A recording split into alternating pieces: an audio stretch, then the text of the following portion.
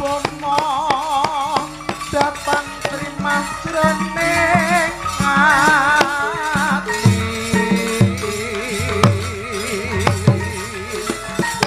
marang Gatot Kaca rebutan Larsena Pati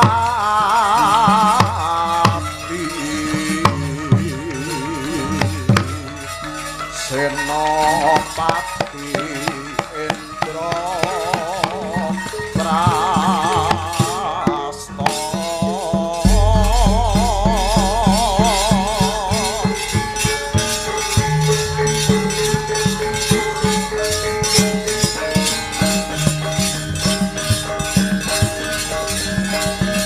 yang sak Gatotkaca. Hi! Ho! Ho! Wah! Hi!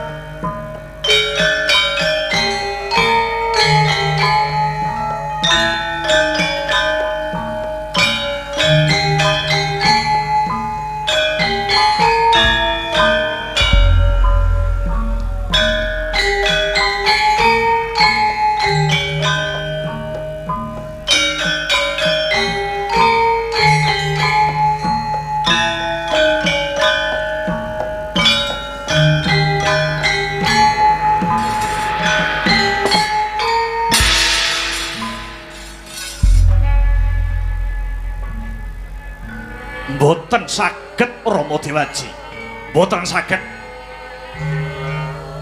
Ingkang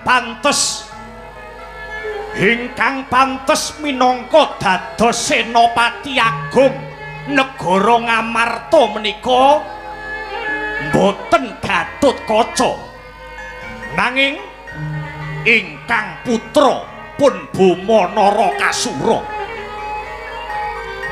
Lah kok malah si Gatotkaca sing dipun pilih kajumenengaken dados Senopati Agung niku nalaripun kados pundi? Kamangka putra Dwarawati luwih sekti timbang anake Arimbi. Kulup Boma Narakasura. Si Gatotkaca anggone diwisuda dadi Senopati Agung negara Ngamarta kuwi mau ora ampyak awur-awur, nanging kabeh mau wis antuk idi palilah saka para pepunden lan disengkuyung kelawan kabeh para bebrayan agung. Kabeh para kawula swaraning rakyat wis padha sarujuk mbok menawa si Gatotkaca kang kadadekake dadi Senopati Agung ngger Boma boten idep, boten peduli. Ingkang baku kula boten condong Boma ora rumajeng yen to si Gatotkaca ingkang kadadosaken minangka Senopati Agung wonten ing praja Ngamarta. Mila sowan kula wonten jengandika Kanjeng Rama Prabu Bathara Kresna. Kula namung nyuwun senjata pitulungan. Kados pundi cara paduka? Kados pundi reka daya paduka? Amrih kang putra anak paduka Boma Narakasura saged dados Senopati Agung.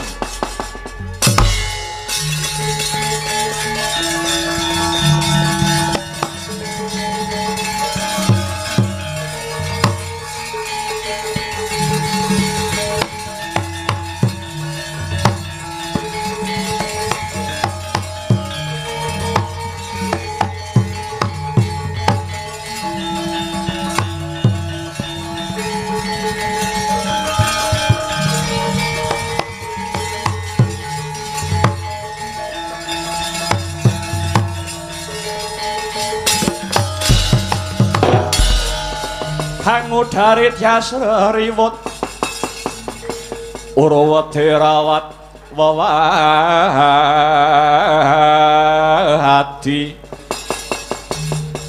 wedi lamun kauningan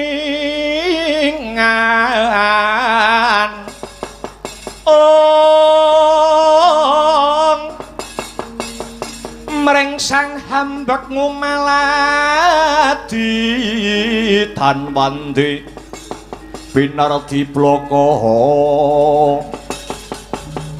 kacorenan kang hambek judi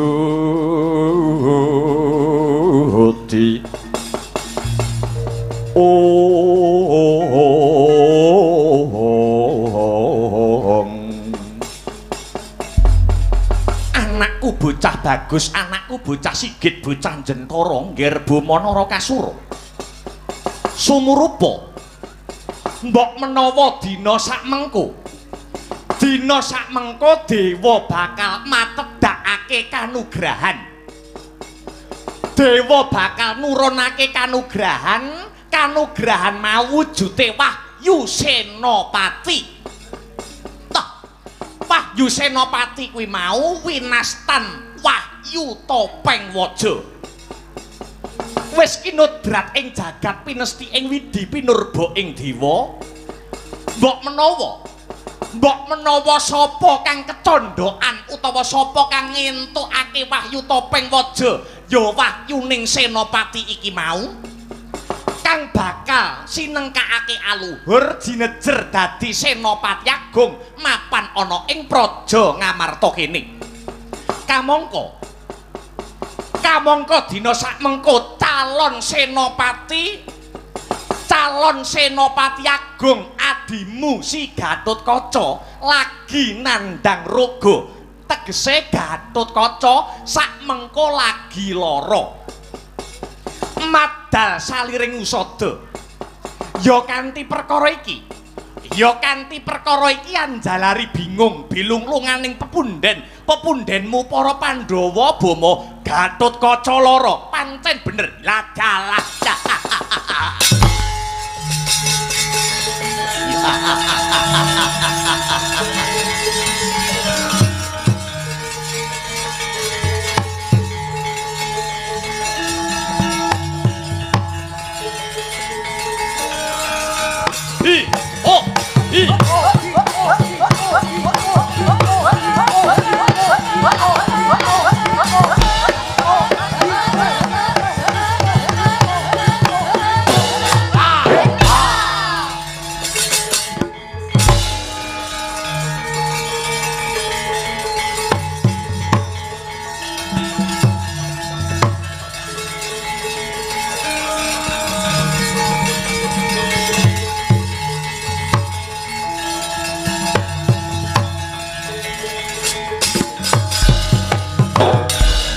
Seno karata mretara tamtuning utama titi tetep dadi pangubahaning ladalah ya Gatotkaca nandhang raga Dewaji pancen bener kaya mangkono Bama ladalah tegesipun sampun dados sasmitaning Gusti mbok menawi alam menika mboten condhong karo si Gatotkaca sampun cetha ngeglo kang tanpa warana bilih Gatotkaca menika mboten kedrajatan dados senopati. Tumrap Wahyu Senopati ugi winastan Wahyu Topeng Waja kala wau. Tumrap Wahyu Senopati utawi Wahyu Topeng Waja kula pasrahaken dhateng Paduka Kanjeng Rama Dewaji. Kados pundi egoh pratikel Paduka Kanjeng Rama Prabu Sri Bathara Kresna. Supados keng putra kula pun Bama Narakasura ingkang saged hanggayuh wujudipun Wahyu Topeng Waja kala wau. Satemah kula saged dados Senopati Agung mapan wonten ing negara Ngamarta. sanes si Gatotkaca wonten paribasan anak polah bapa kepradah menawi boten jengandika pinangkani panyuwunipun Kang putra kula pun Bama negara Dwarawati mriki badhe kula biyuki batang sayuta.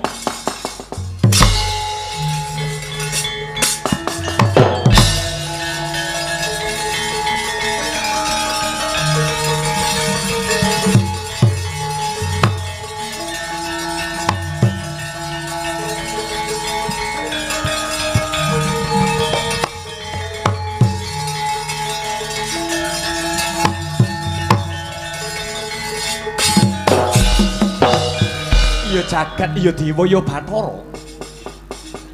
Ana tetembungan anak polah bapa kepradah.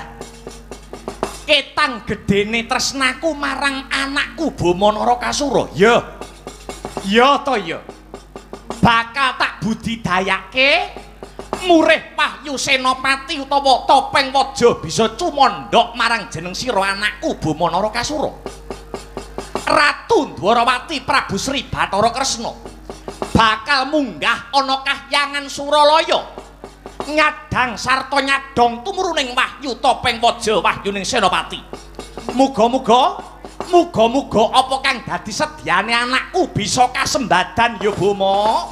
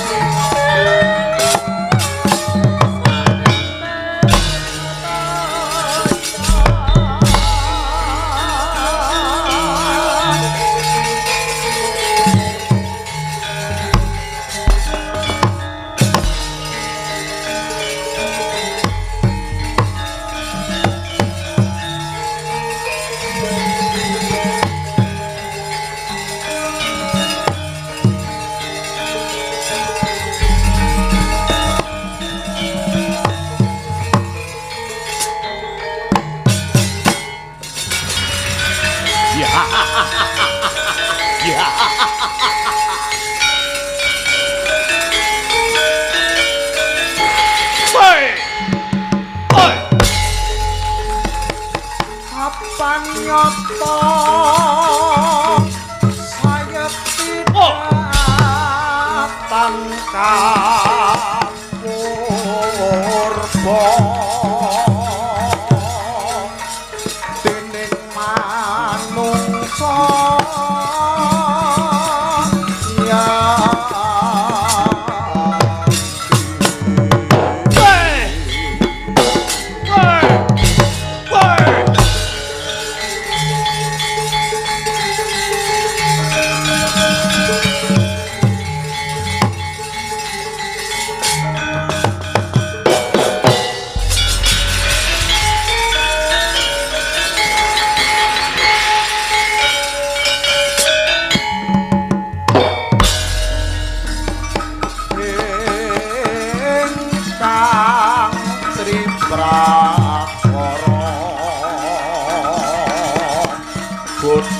kalawan bejo kang sarta takane pati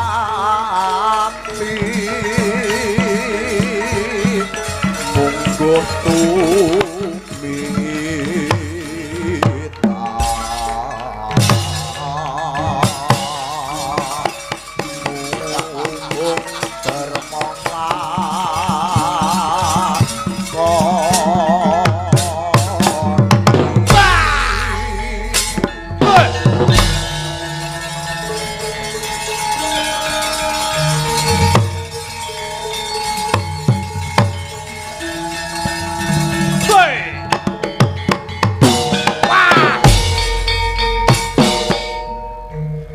iki Prabu Godayitma sukmane Prabu Dasamuka biyen.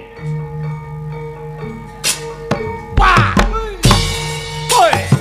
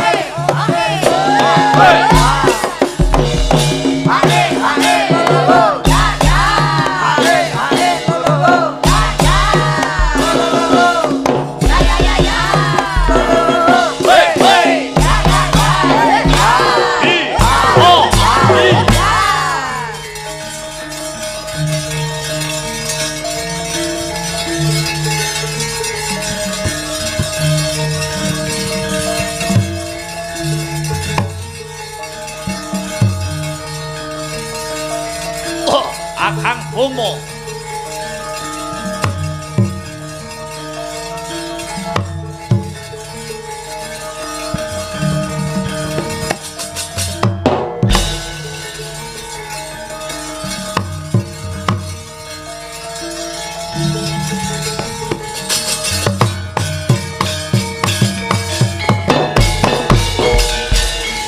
Yaksa Gora rupa ora sedeng nalendra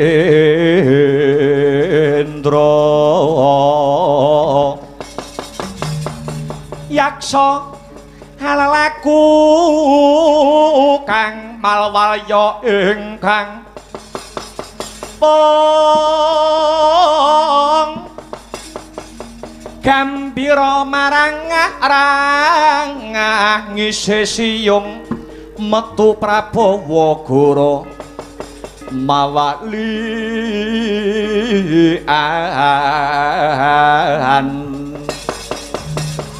lesus apraken empo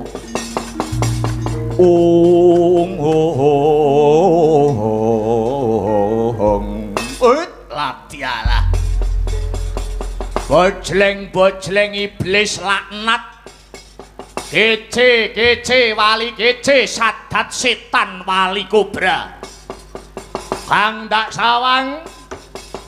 dak sawang sing sowan iki kaya Kakang Boma Narakasura saka negara Traju Tresna padha becik sak tekamu ya Kang adiku Yayi Godayitma ya wilujeng niskala lakuku taklimku wae katura Yayi iya Kakang wis ndak tampa njanur gunung kadingaren kowe prapta ana kene katon sumengko pengawak bojro kang mau gita kang amengku gati mangkene Yayi aku bakal takon marang si Adi Godayitma takon babakan apa Kakang ngene ing ripalungguhan iki apa jeneng sira Yayi Godayitma isih kepengin ngrabi titise Dewi Widawati latialah ngono kok dadak ditakokke to Kang urip atiku iki sing tak ajab ya mung Widawati kowe ngerti prasetyaning atiku to Kang aku iki yen ora karo Widawati luwung ora apa mangkono Yayi Godayitma kuwi tenan Kang Godayitma piye sumurupa ya Di yen si Adi tetep ngoyak kelawan titis Widawati bejo kemayangan sing dadi uripmu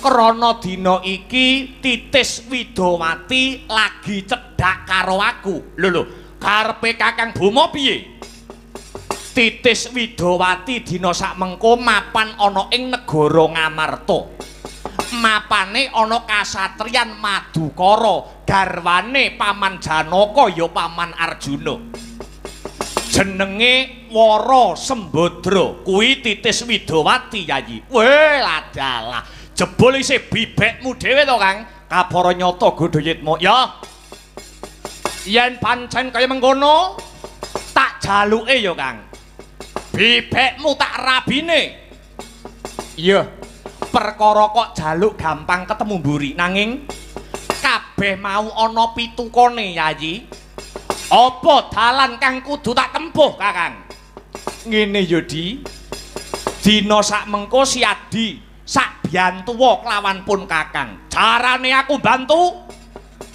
wektu dina iki aku bakal tilik karo adiku Gatotkaca kang lagi lara nalikane iki mengko Gatotkaca lena empakno pramana jatimu Gatotkaca patenana ya Di yen Gatotkaca mati Janaka bakal bingung krana Gatotkaca mono anak mantune Paman Janaka ngono Kakang pancen bener yen Janaka bingung bakale ngenes pikire yen wis ngenes pikire bakale mati sak rampunge Janaka mati titis Widawati ya kuwi Wara Sembadra bisa dadi kukupane adiku Godayitma alatya ya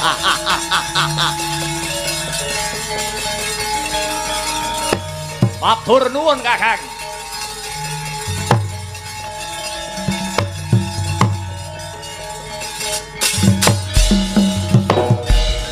matur nuwun ya Kakang Kakang Boma Narakasura sing wis menehi cara kanggo aku supaya aku bisa ngrabi titis Widawati jaman Ramayana biyen jaman Ramayana nalikane aku isih Dasamuka biyen aku ngrabi titis Widawati sing disarirani dening Dewi Rekyan Sinta ora kelakon mula wektu dina iki gegayuhanku kudu lakon ya kuwi anggonku kepengin duwe gegayuhan sesandingan karo titis Widawati iya Yayi ya yen pancen kaya mengkono pun Kakang ndak jaluk pamit ya Di ya Kakang Mengko ngenteni lenane bocah Pringgondani si Gatotkaca.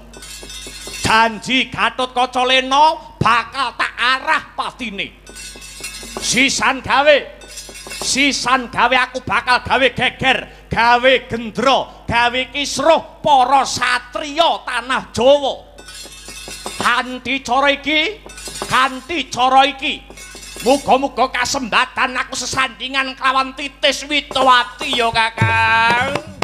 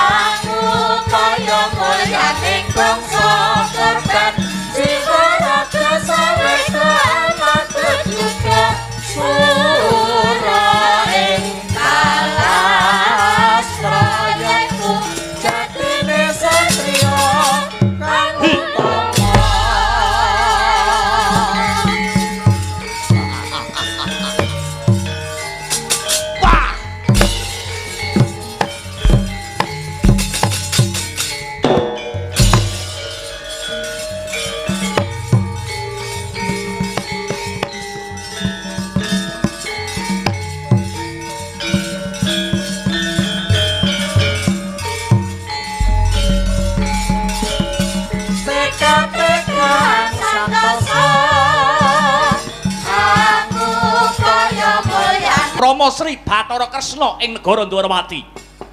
Jal sampeyan pikir paman. Para pepundhen saged kasembadan dadi Senopati Agung negara Ngamarta. Tartamtu boten namung bondo donya negara kula Trajutresna mriki, ning nyawa kula inggih badhe kula kurbanaken dhateng para Pandhawa. Ing pamrih ampun ngantos surem sirap kajayaning para Pandhawa paman. Nuwun inggih, Ger. Menawi menika tumuju wonten kabecikan, kang paman pun pancat nyono namung nderek-nderek kemawon. Nanging paman, nanging Kanjeng Rama paring dawuh wekdal dinten sakmangke Seti Gatotkaca sing minangka dadi Senopati Agung mapan wonten ing negara Ngamarta.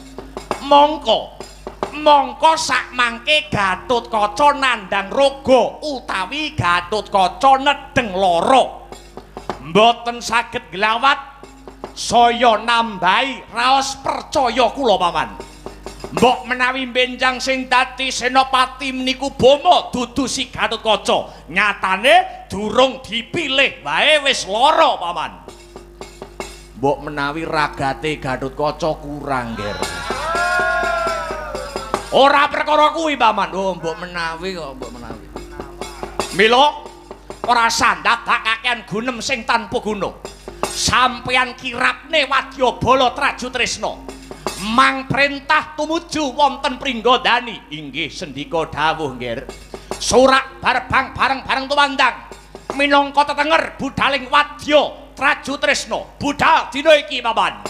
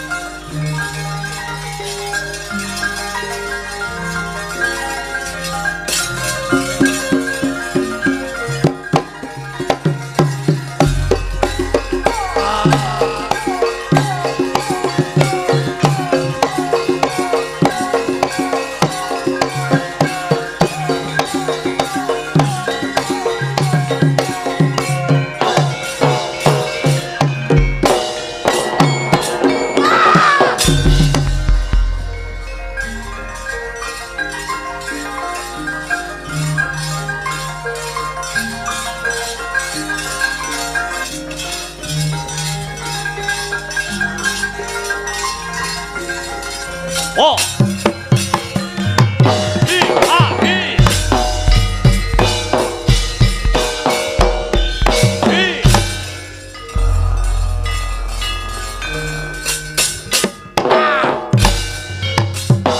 Ah. Do. Oh ha. Hey. Wah. Hey. Hey. Wah. Hey. Oi. Ah. Et. Ah. Hey. Hey. Ah. Ah. Woi.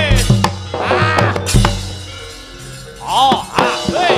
Hey. Ah. Oi. Hey. Oh. Ah. Hey. Ah. Hey. Hey. Wah. Oh. Ah. Hey. Oh. Hey. Oh. Ah.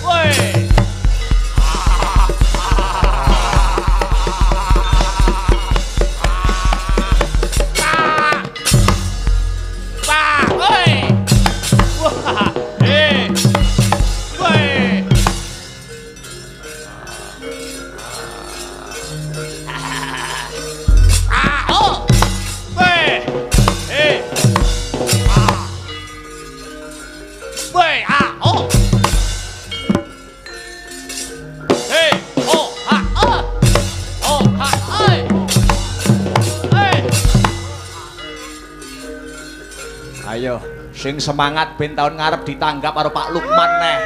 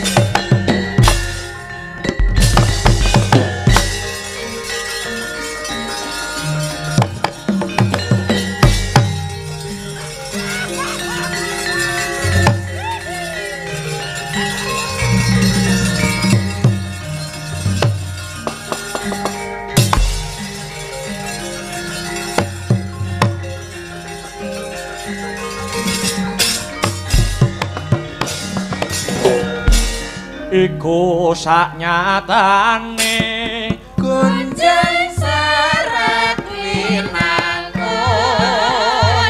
Wonder monaluri Rinako Muni Rinangko Gerangan Berasa kami asing Amrek sasilengan Kaplok waping jalan Suge-suge Anuju Brahma bangkit Mangga tangi Rama Sindra saya langgang Sumandri Malile Hong ilahing sekaring dawana langgeng ulun waspadakake kaya Kresna kang prapta ana ngarsa ulun ana parigawe apa kok katon sumengko pengawak bajra lakumu Kresna nuninggih Hyang Adipukulun sedyaning kayun dinten sakmangke namung badhe nyuwun utawi nyadang tumurunipun Wahyu Topeng Waja utawi wahyuning Senopati kagem nyenopateni dhateng para Pandhawa mbenjang tumapakipun perang agung Baratayuda Jaya Binangun. Iya ya Nggih Kresna, kita nyuwun tumruning Wahyu Senopati pancen ora luput. Wektu dina iki Wahyu Topeng Waja utawa Wahyu Senopati cumandha ana kahyangan Suralaya. Anane Wahyu kuwi mau durung ndak turunke merga Gatotkaca durung jangkep sangune anggone dadi senopati. Krana Gatotkaca isih nandhang raga. Lah sak mengko Wahyu Senopati bakal ndak turunke marang Gatotkaca lumantar asta kita Kresna. Nuwun nggih. Kula trimah senadyan namung dapur lelantaran Bukulun. Iya Nggih Kresna. Mara gage tampanana iki Wahyu Topeng Waja wahyuning Senopati mara coba enggal wulungna marang si Gatotkaca ya Kresna.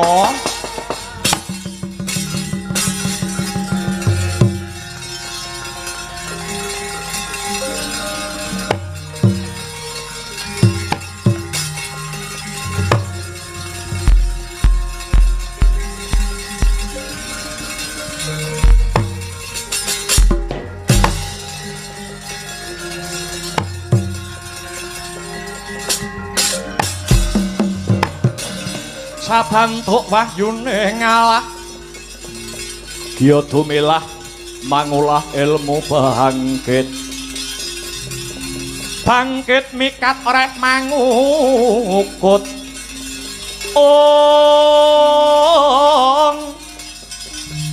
kukutaning jiwenggo yen mangkono patut sinebut wong sepuh lire sepuh sepi hawa awas ora-orane ngatunggil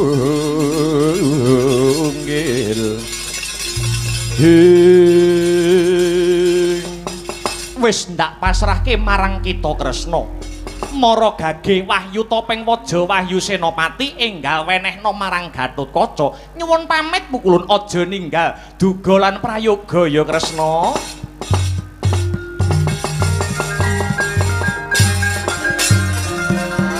Nata Kresna lan Handika Duh nyanyi Prabu Hayuwa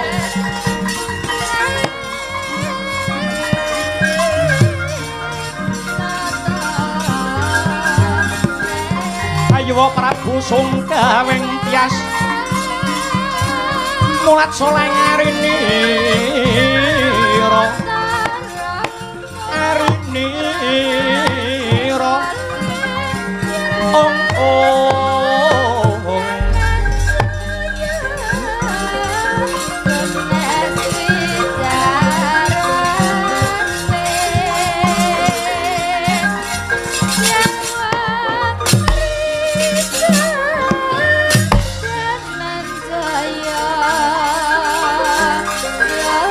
Pukulun, aku sing tamu Pukulun.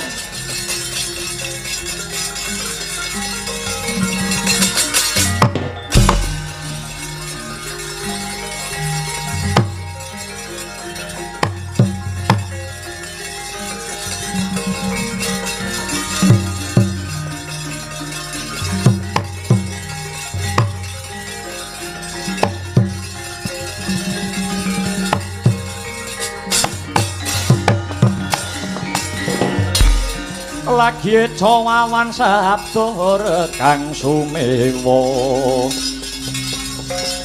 gegering pasewakan kadasan yo areko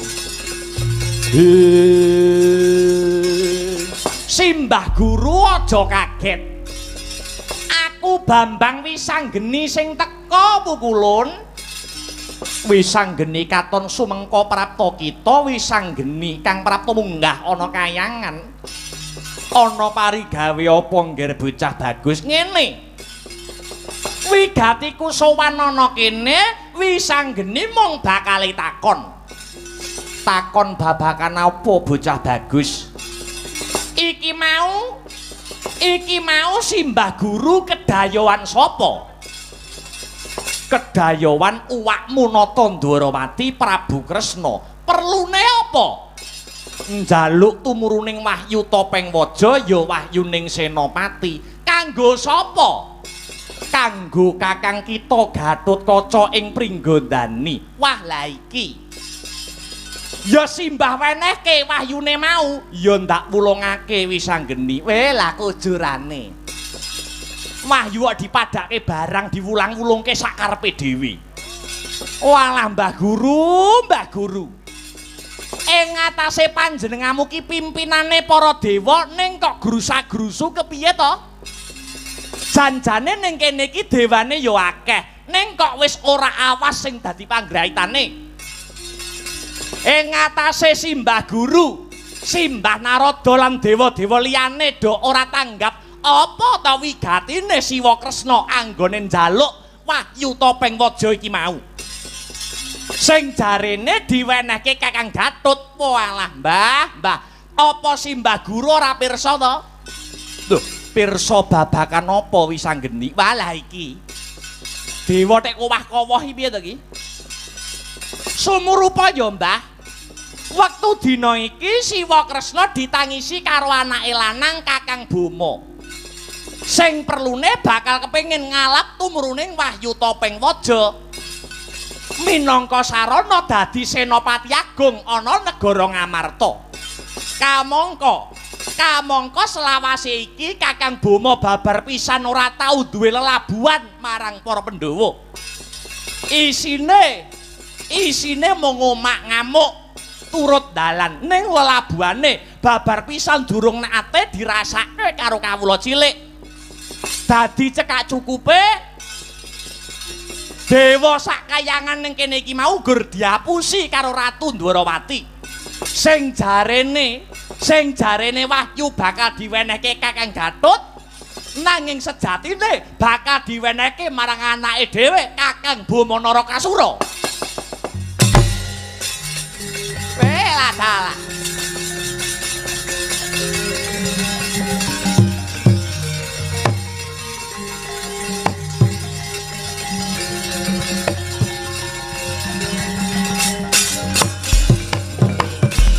Ya jagat Dewa Bathara ya jagat Pangestungkara.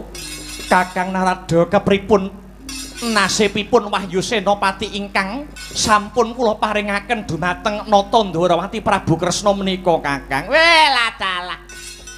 Pragenjang Pak Pong di negara wong kali codhe ngetan iline. Jebule para dewa telek dibungkusi mripate dewa melek padha diapusi. Diapusi Ratu Ndwarawati Prabu Kresna ora krasa babar pisan. Ya, ning kene aku ora arep nyalahke sapa-sapa. Jer kabeh mau salahe para dewa. Banjur prayogane kepiye wisanggeni? Wis pasrahno aku wae, Mbah. Pasrahno aku wae. Tak tututane Siwa Kresna, tak jaluke Wahyu Senopati. Aku njaluk pamit. Ati-ati wisanggeni.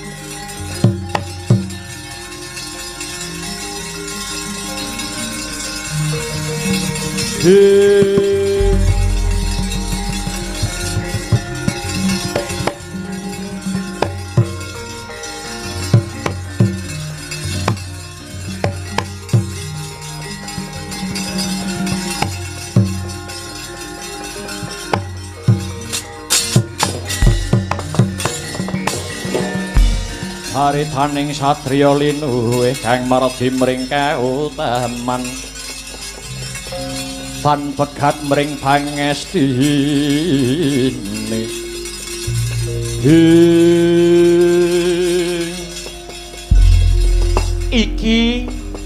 iki anakku bocah bagus kang ngendhek lakunipun wa ing Dwaramati. Aja kaget ya wa, wisanggeni kang ngendhek marang lakumu. Awit wektu iki aku duwe perlu sithik karo Siwa Kresna. Perlu apa nggir wisanggeni mara enggal matura. Wangsulana kanthi jujur ya wa. Iki mau Wa Kresna bubar saka ngendi lan arep menyang ngendi? Wangsulana. Wisanggeni pun wa saka Dwaramati bakal tumuju ana ing Pringgondani. Sak perlu niliki kakangmu Gatotkaca kang lagi lara. Alah prek. Ndak percaya aku. Saka Dwarawati apa saka Kayangan? Saka Dwarawati, nggir. Dwarawati apa Kayangan? Saka Dwarawati wisanggeni. Yen Siwa Kresna ora jujur, ora blaka, iki engko kelakon ana ratu ora kajen lho, wa. Aja dikira wisanggeni bocah wingi sore rawani. Yen Siwa mapan ana bebener ya tak ajeni. Ning nadyanto Siwa Kresna ki ratu ana ing Dwarawati, titise Bathara Wisnu. Ning nek tumindake luput, aku bocah nom sing wajib ngelingke wa. Tonyo raimu apa piye? Kosik to kosik. Kok kowe njur nutuh karo uwakmu Dwaramati? Iki ketemu pirang perkara. Ayo ngaku luwih dhisik. Saka Kayangan to iki mau? Ya pancen bener. Saka Kayangan Dwarawati nyang Kayangan lagi iki mengko bakal nyang Pringgondani. Ya ta ya ngono ya oleh. Pitakonku sak banjure. Siwa Kresna sowan ana Kayangan njaluk lawan pukulun Bathara Guru apa wa? Siwa Kresna nggawa apa? Aku ora nggawa apa-apa kok nggir. Lanjur Wahyu Topeng Waja ki kok anggap apa to wa? Ayo. Aja kriyap-kriyip. Jane Kresna dina iki lagi mlinger kiblate apa piye to ki? Ayo kok wenehke aku apa ora? Kene wahyune tak jaluk. Wahyu Topeng Waja gawanan kene wa. Wisanggeni piye? Wahyu Topeng Waja Mahyu Senopati tak gondeli. Wo lah dalah ra kena digawe becik jotos cangkemmu kowe.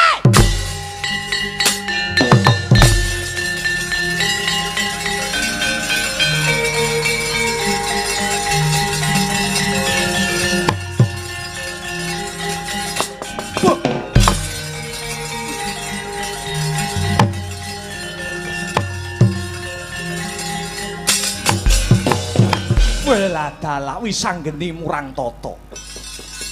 Bocah wingi sore wani nepak mbun-bunane wong tuwa. He wisanggeni. Kepeksa aku tega karo kowe sawangen apa sing katon?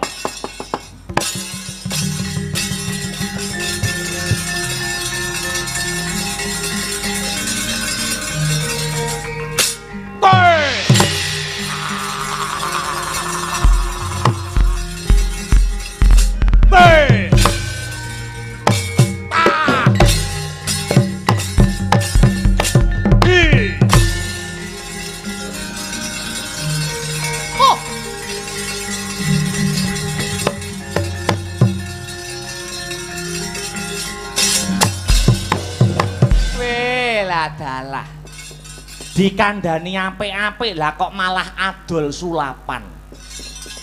Rumangsane yen dadi gedhi ngono kuwi aku gumun apa piye? Kasekten kok dienggo haji mumpung. Lagi iso sak jurus wis iso mecahi bata turut dalan.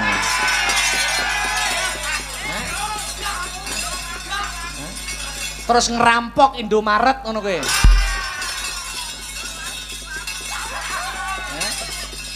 Wa, Sawangen wis anggeni. Sing iso dadi gedhe ki ora mung kowe wae.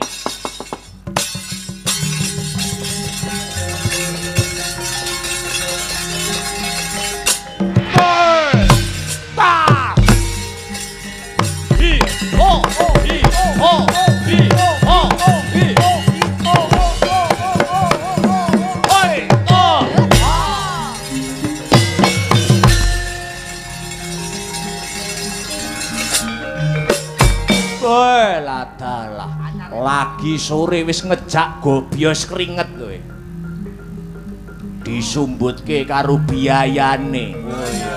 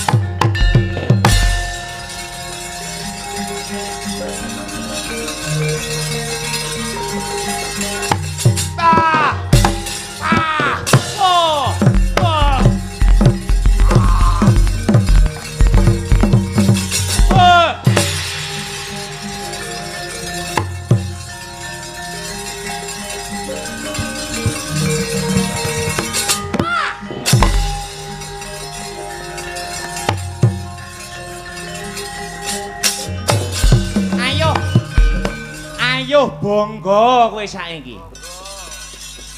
Wujute Wahyu Topeng Waja wis tak regem. Aku ngerti Wahyu iki bakal kok wenehke anakmu ya kuwi Kakang Bomo. Ya to? Ning ngerti ya wa. Wahyu kuwi ora iso dioyak. Ning Wahyu kuwi bakale marani dhewe. Hah? Apa-apa ki yen dioyak bakale mlayu. Siji Wahyu, loro wong wedok ki ngono kuwi. Ning biasane nek diumbar ngono malah mapan-mapan dhewe. Wahyu lho ki Wahyu. Sawangen Wahyu Senopati iki bakale tak guwang. Kareben Wahyune milih dhewe. Kakang Gatot apa Kakang Bomo sing menang ngentuke Wahyu Senopati iki?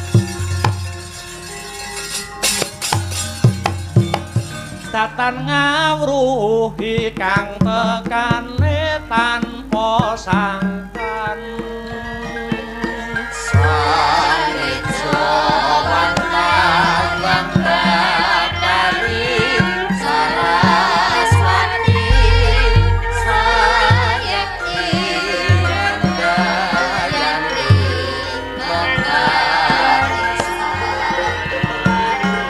Daya alam mengaturun mangga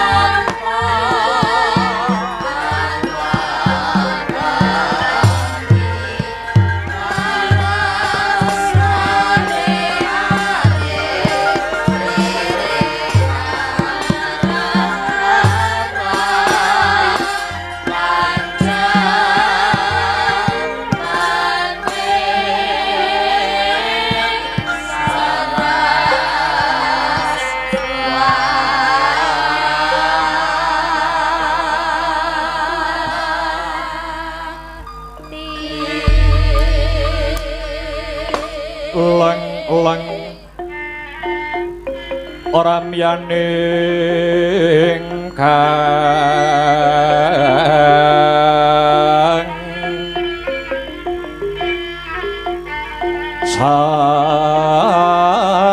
sasongko gumenyar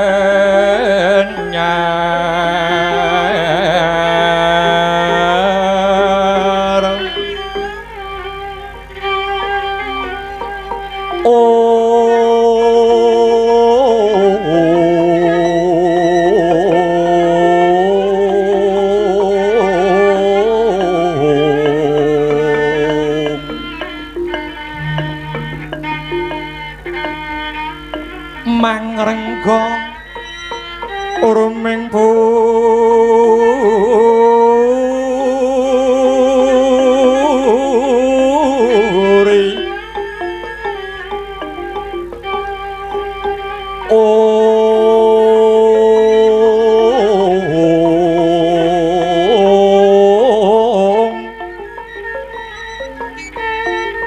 mahanggen tanpa siring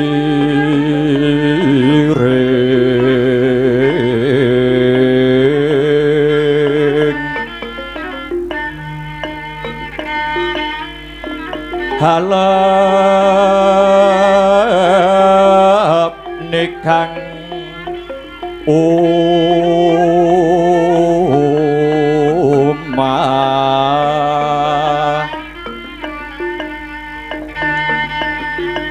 mas lir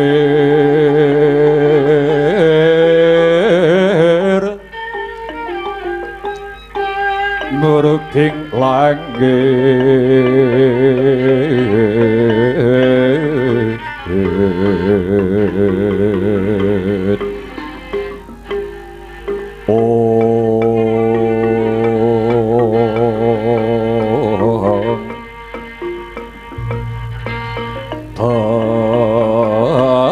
Teken sarwa manik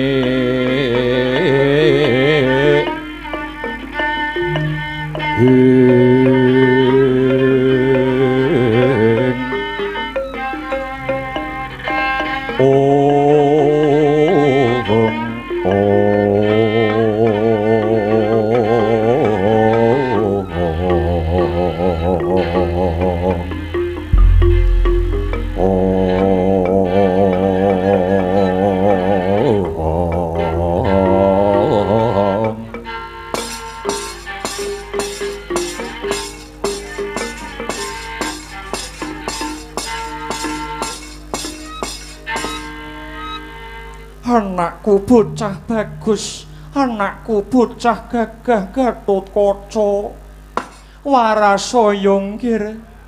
Iki pun Ibu Arimbi kulup. Kowe aja mung meneng wae ndang Maria Yonang. Muspra tanpa guna ibumu ngerti padange jagat. Lamun to ngerti anake lanang ora iso nglawat. Gatotkaca ndang waras Yonang. Wah, Arimbi, ora sah nangis wae. Kamangka ya ora kurang-kurang anggonku golek tombo kanggo warase anakku Gatot. Nyatane nganti tekan seprene durung mari. Mula tak jaluk Arimbi, sabaro, sareya aja nangis wae. Warasaya nggir kulup Gatotkaca. Kakang Mbok Arimbi, kula suwun ampun ngantos hanglangut nemoni kahanan menika. Sumangga langkung prayogi ndedonga marang Gusti ingkang Maha Agung. Murih keng putra Gatotkaca enggal waluya jati-jati temah nirmala. Batu-batu. Ora maido kok, Den. Wong tuwa kok ngerti anake lara niku atine susah niku ora maido. Mila tresnane wong tuwa teng anak niku ora winates. Pancen bener ngendikane para pinter, para sarjana ingkang sujaning budi. Wong tuwa karo anak kuwi ngibarate kaya mripat lan jempolan sikil. Jempol sikil iku ibarate anak, mripat kuwi ibarate wong tuwa. Yen jempol sikil niku kesandung, mripat niku melu mbrebes mili kok, Den. Wah iya, Deng Truk ya. Heeh. Ning ora ana ya, Mas ya. Mripat keculek jempol sikil melu nekuk-nekuk. Ora ana. Ora ana, mula kuwi dadi anak kuwi ora entuk wani karo wong tuwa, luwih-luwih wong tuwa wadon kuwi malati tenan, Gong. Oh ngono. Ha iya. Kakang Mbok Yayi Janaka kepiye? Prayoginipun kula aturi nadhar kemawon. Sinten ngertos kanthi nadhar menika badhe andayani waluyane kang putra pun Gatotkaca.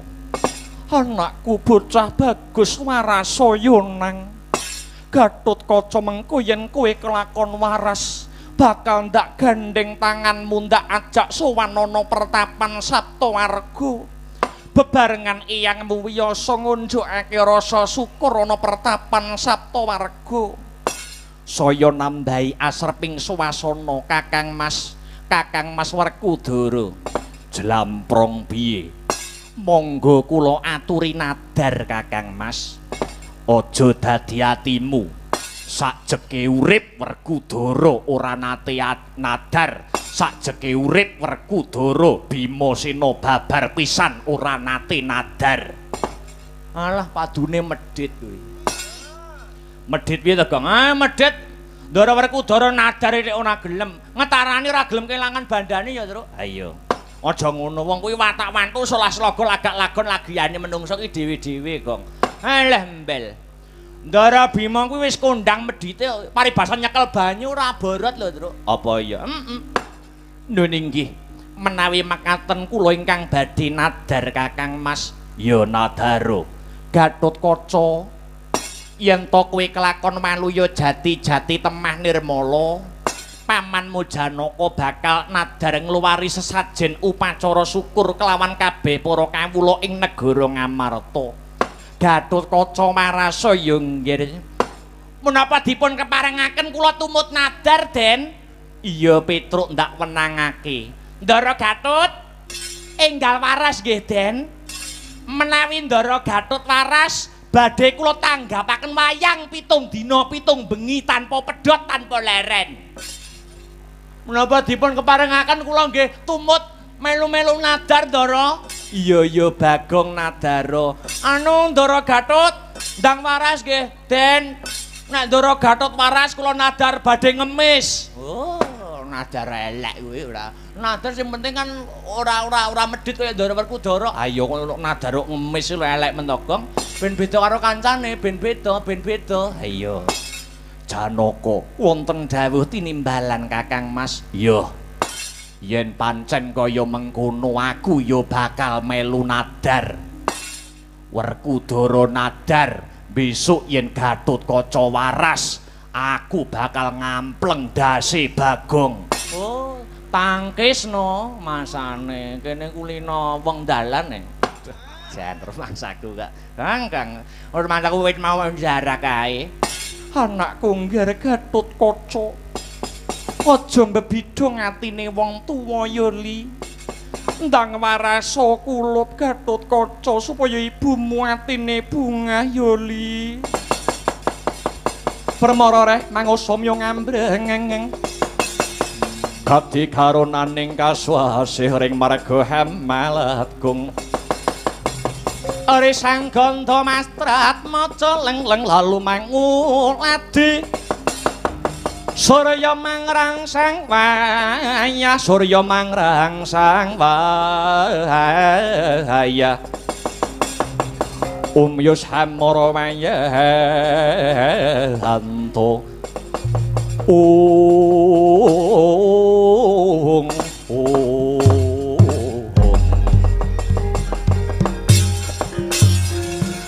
Permara reh mangusomya ngambreng.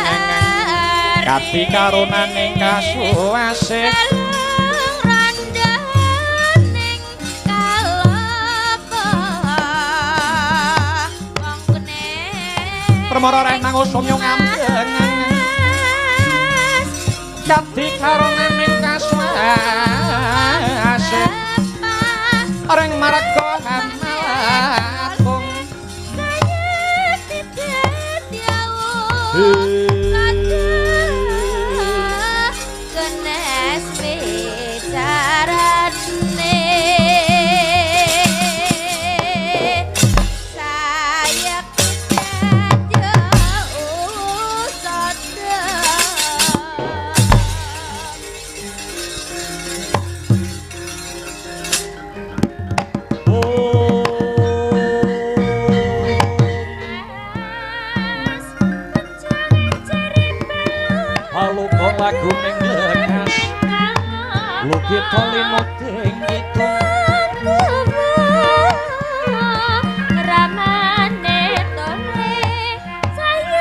tunggal bareng hampa mring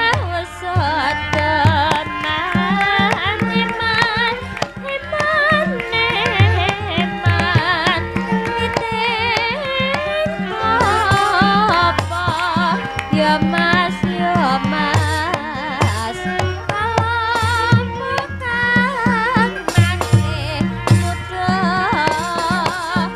kuning salukune wong ngerti pikir rejo ora pangling Siti Jaya Buma sing sowan ana wigati apa Buma Amit pasang kaliman tabik pisawanan kula sinabeta ngiloduni dumawahing tawang towang.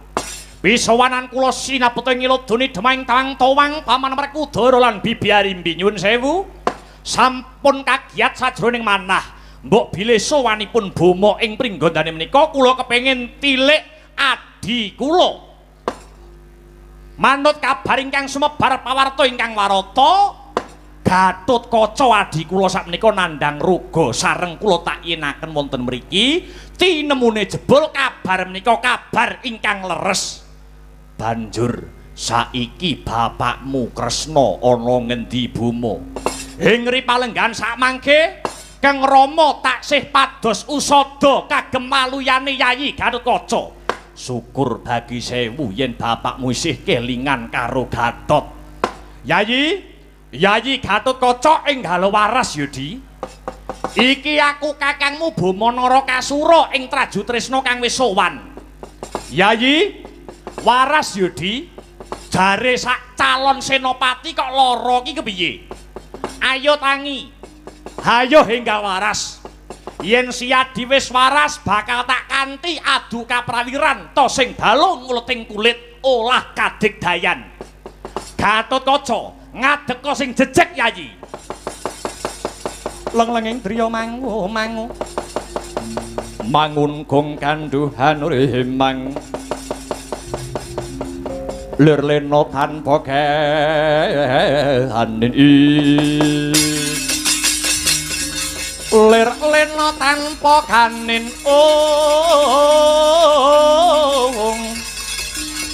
yen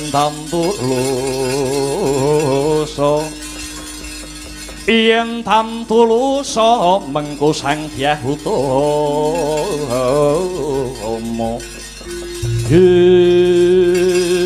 lah ing kono to wau banter panantange risang Bama ratu ing Trajutresna ingkang asung sesumbar ing satriya pringgondani parandene Gatotkaca amung kendel kewala datan mobah datan musik dumadakan ing akasa ana cahya manter sak sada lanang kang manjing ana badane Raden Gatotkaca tuhu menika wujudipun wahyu topeng waja gya manunggal dadi lan waluyane satriya pringgondani.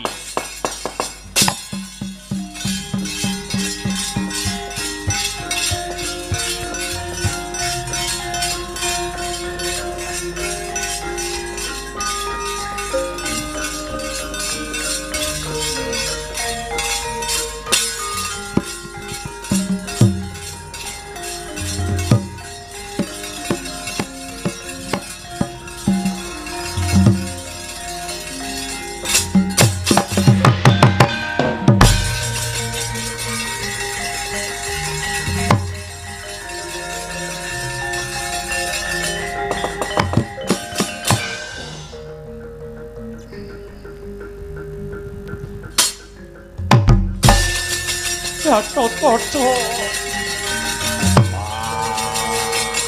kowe waras yer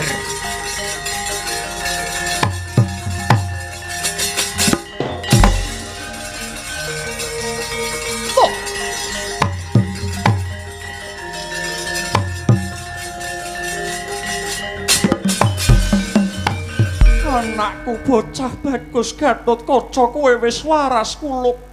Iki mau tambane apa?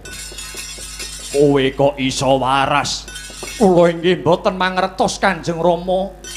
Ngertos-ngertos sampun pulih ingkang dados otot bebayu kula. Wah, Syukur bagi 1000 kowe wis waras.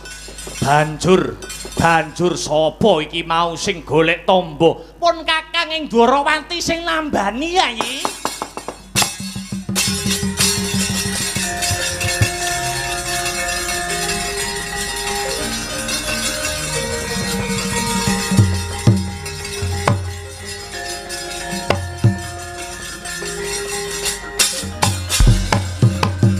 Dara Jlitheng Kresna kakangku piye? Pun Kakang sing ngusadani Yayi. Kanthi lantaran tumuruning wahyu topeng waja Werkudara. Wah, ngaturke panuwun sing tanpa upama. Awit saka Kresna kakangku kang wis dadi sarana Gatotkaca bisa waluya jati temah nirmala. Ngaturaken gunging panuwun Wandwaramati. Iya Gatotkaca. Wahyu topeng waja tak jaluk saka pukulan Bathara Guru. Nuli tak uncalne mrene rehne kabeh iki wis dadi kodrate mbok menawa wahyu topeng waja iki sing dadi jodhone anakmu Gatotkaca. Dadi cekak cukupe pun Kakang Dwarawati sing ngusadani Werkudara aja percaya.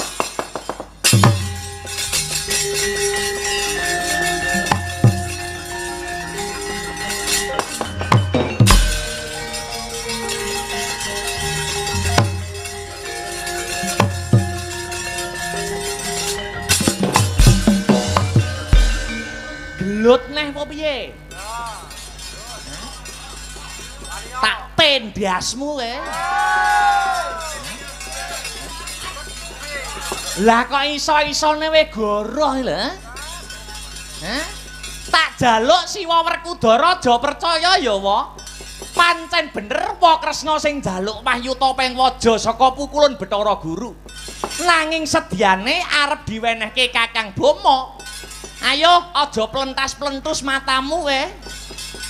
Wa Kresna ngakoni luput apa ora? Yen ora ngakoni kelakon ratu tak nggo keset ndase. Oh kuwi sanggeni aja kula.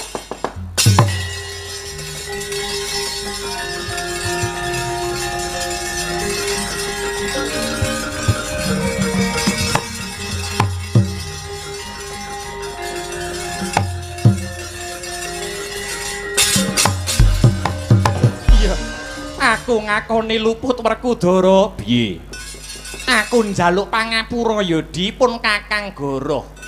Wa Werkudara, Wis anggeni piye? iki mau wahyu topeng waja tak uncalne mergo aku rebutan karo Siwa Kresna. Manjing ana badane Kakang Gatot satemah dadi lan warase. Saiki aku bakal takon karo Siwa Kresna sebabe apa kok tumindake Siwa Kresna nganti kaya mengkono. Wis anggeni kabeh iki bisa dumadi krana aku tinangisan anakku Bama sing kepengin dadi Senopati Agung negara Ngamarta. Amarga sapa wae sing kecondhokan wahyu Senopati ya iku sing bakal dadi Senopati. Wo, Kakang Bama pengen dadi Senopati. Iya wis anggeni. Aku kepengin ngatonake labuh dharmaku marang pepunden Pandhawa. Ya ora apa-apa, saiki didu wae. Karepe wis anggeni piye? Ana alun-alun Praja Pringgondani digaweke blabar antaraning Kakang Gatot karo Kakang Bama. Sapa sing unggul ya kuwi sing bakal diwisuda dadi Senopati. Nanging ana syarate. Apa syarate wis anggeni? Sadroning perang tanding ora kena direwangi sapa-sapa. Piye? Wani apa ora Kakang Bama? Wani wae. Tak enteni ning jaba.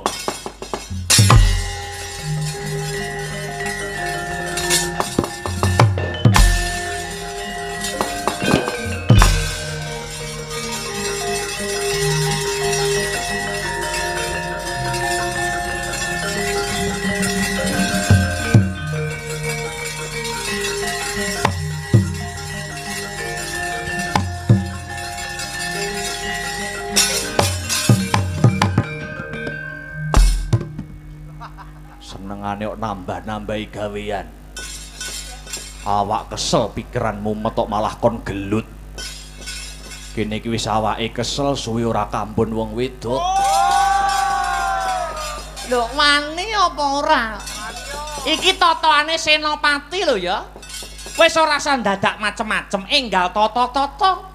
Pangestune wong tuwa sing dijaluk. Paman Werkudara ora usah melu jumang Kakang sarta Kumerembyah, kabeh sing ngatur wis anggeni. Ya aku manut.